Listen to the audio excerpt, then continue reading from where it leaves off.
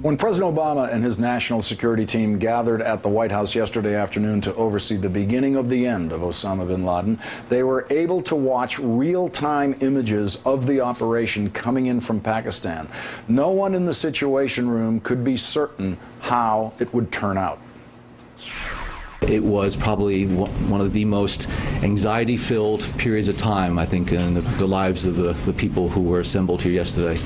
The minutes passed like days, but it was clearly very tense, a lot of people holding their breath, and there was a fair degree of silence as it progressed, as we would get the updates. What they ended up seeing on that real-time feed was the work of the U.S. Joint Special Operations Command. The Navy's SEAL Team 6 led the raid and are described by my guest as being among the most elite warriors in the national security apparatus. Retired General Barry McCaffrey calls the Special Ops team the most dangerous people on the face of the earth. Joining me now, Jeremy Scahill, national security correspondent for The Nation magazine. He's reported extensively over the past several years on the Joint Special Operations Command. Jeremy, thank you very much for joining us tonight. Thank you. You know these guys. Will we ever know who fired those two shots into Osama bin Laden? We likely won't, as long as they're active duty military men, and they won't get that $25 million bounty for Osama bin Laden. They probably will never have to buy beers again in their life among their colleagues, but they're what you call the quiet professionals. They're the tip of the spear. And I would say that SEAL Team 6 is the single most elite unit within the United States military. And the security clearance that they pass, does that control them for life after they do this duty? They go through the most rigorous training of anyone that serves in the U.S. national security apparatus. In fact, when this team was told that they were going to be going on this mission, they cheered. They said, we believe we've found Osama bin Laden, and your job is going to be to kill him.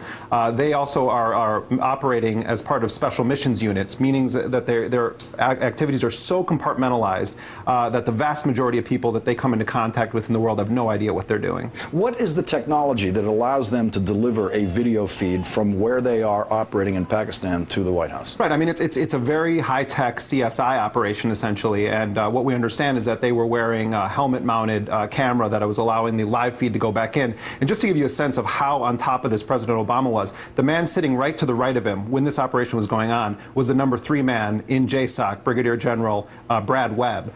Just to give you a sense of how hands-on this was for the president, he also told Admiral McRaven, Godspeed to your men, very much was involved with micromanaging this operation. How much did the exercise against the Somali pirates build the president's confidence, do you think, for saying, yes, this team can do this? That was outside of Afghanistan. That really was the first time we know of where President Obama authorized a JSOC hit of this nature. And I'm told by people within the special ops community that it made President Obama extraordinarily impressed with the ability of these SEALs to execute their mission and to do it cleanly. If you want somebody taken down swiftly, you send in SEAL Team 6. They're not there to convert anyone. As a Special Forces colonel told me, they're there to kill the bad guys, and that's what they did. So if they had helmet cameras, the video they have is extraordinary. They had perfect video shots of everything that you'd want to see in this.